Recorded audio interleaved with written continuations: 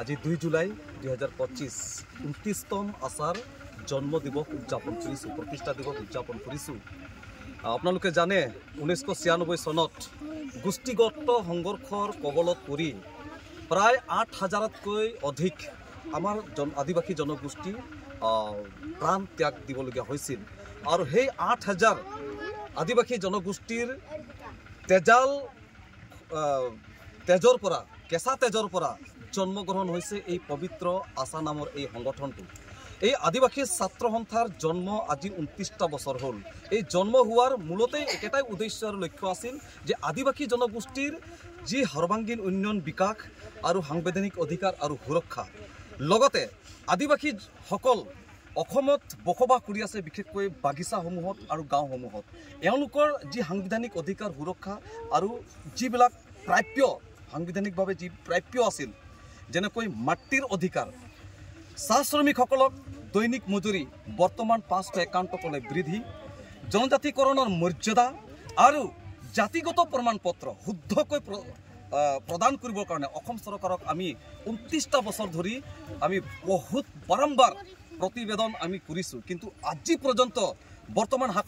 शासनाधीष्ट BJP सरकारे हक बा विगत समय कांग्रेस सरकारे हक आमाक किन्तु ना माटिर पट्टा दिले ना जनजातिकৰণৰ मर्यादा प्रदान करिले ना चाह बागिचार हाजिरा मिनिमाम वेजेस एक्टर मते 351 टका ना बर्तमान 551 टका बृद्धि करिले। एइटु किन्तु एकदम स्पष्ट কৈছো एइटु चरम অসমত বসবাস কৰা প্ৰায় 1.5 কোটি आदिवासी এই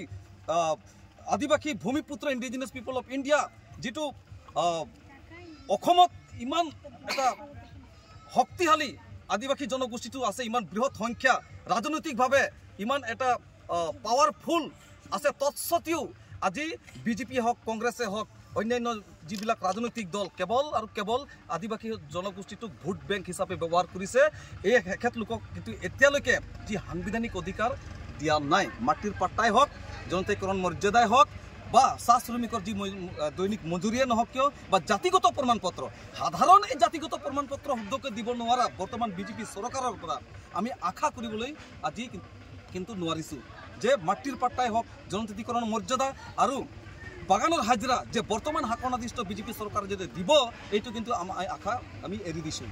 আমি স্পষ্ট কথা 2026 চনৰ আগে আগে যদি বিধানসভা নিৰ্বাচনৰ আগে আগে যদি মাটিৰ পাট্টা জনজাতিকৰণৰ মৰ্যাদা আৰু চাহ শ্ৰমিকৰ হাজিৰা 551 টকালৈ বৃদ্ধি আৰু জাতিগত প্ৰমাণপত্ৰ যদি শুদ্ধকৈ যদি প্ৰদান নকৰে একদম ভেৰি স্পষ্ট ক্লিয়াৰ সমগ্ৰ অসমৰ লগতে তিনিচুকীয়া জিলাটো বিজেপি চৰকাৰক কিন্তু উৎখাত কৰিবৰ কাৰণে আমি উঠি পৰি লাগিম এই কথাটো স্পষ্ট। আৰু এই দাবীৰ কাৰণে আজি স্বৰ্গীয় জাতীয় পিতা জাষ্টিন লাকৰাদেৱে তেখেতে আছিল আশাৰ প্ৰতিষ্ঠাপক সভাপতি আমাৰ জোসেফ মিঞ্জ এতিয়াও বৰ্তমান আছে আমাৰ ইয়াত बस्को चेयरमेको तेखेत शहीद हो गल। आज आदिवासी नायक आदिवासी कण्ठ सकलोरे मरমৰ आमार दादा प्रदीप नाग आज शहीद हो गल। एওঁলোকে जी दाबी आसिल এই दाबीবিলাক स्पष्ट कथा जेतियाলৈকে पूरण নহয় তেতিয়ালৈকে কিন্তু অসমত आदिवासी ছাত্ৰ সন্থা জংগীতকৈ জংগী গণতান্ত্ৰিক আন্দোলন হ'ব কৰিব এইটো কথা কিন্তু স্পষ্ট।